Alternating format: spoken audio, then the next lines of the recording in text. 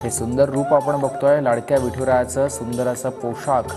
हा पोशाख खास बंगळुरू इथून मागवण्यात आलेला आहे। आषाढी एकादशीसाठी विठ्ठल रुक्मिणीचा हा भरजरी पोशाख बंगळुरूतून मागवण्यात आला। तर विठुरायाला भगव्या रंगाची मखमली अंगी बनवण्यात आलेली होती आणि त्यानंतर मुख्यमंत्र्यांकडून देखील शासकीय महापूजा संपन्न झाल्यानंतर हा पोशाख अर्पण करण्यात आला आहे। सावळे सुंदर रूप मनोहर आणि ज्या रूपाच्या भेटीची अपेक्षा होती, इच्छा होती, ते रूप आता साक्षात समोर उभं ठाकलेलं आहे। कमरेवर हात ठेवून विठुराया आपल्या भक्तांच्या भेटीला आलेला आहे।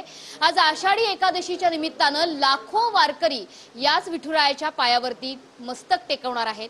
आज आषाढी एकादशीच्या निमित्तानं विठ्ठल मंदिरात अक्षरशः मुंगी शिरायला सुद्धा जागा नाही, इतकी गर्दी आहे। फुलून गेलेला आहे संपूर्ण पंढरीचा परिसर वारकऱ्यांनी आणि म्हणूनच शासकीय महापूजा संपन्न झाल्यानंतर आता विठुरायाचं दर्शन घेण्यासाठी वारकऱ्यांना या ठिकाणी सोडण्यात येते।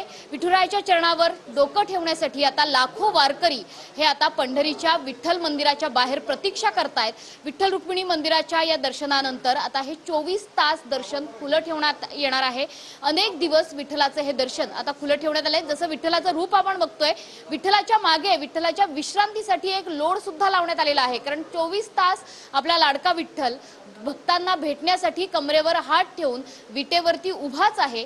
याकरता विठ्ठलाचा विश्रांतीसाठी पलंग सुद्धा बाहेर काढण्यात आलेला आहे। नाथ शिंदे आहेत, त्याचं होऊन जाऊ देत।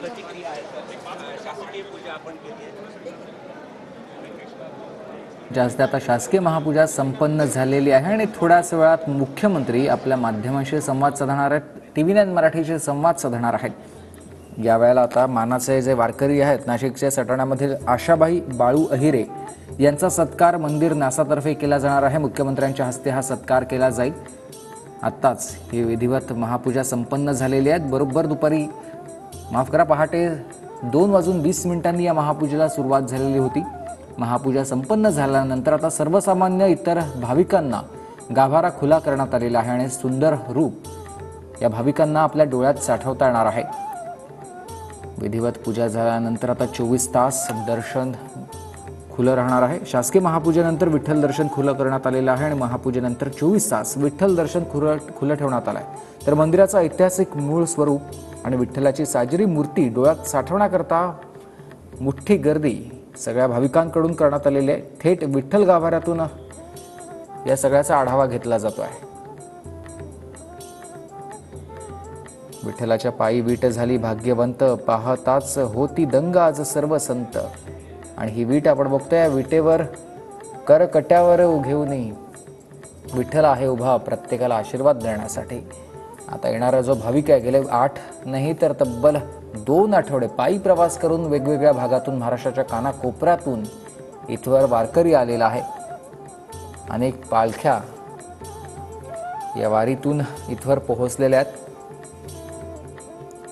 आळंदीहून ज्ञानेश्वरांची, देहूहून तुकारामांची, तर त्र्यंबकेश्वरहून निवृत्तीनाथांची, पैठणहून एकनाथांची, तर उत्तर भारतातून कबीरांची पालखी इथवर दाखल झालेली आहे। आणि या पालखीसोबत 20 लाखापेक्षा अधिक वारकरी पंढरीत दाखल झाल्याची माहिती मिळते। या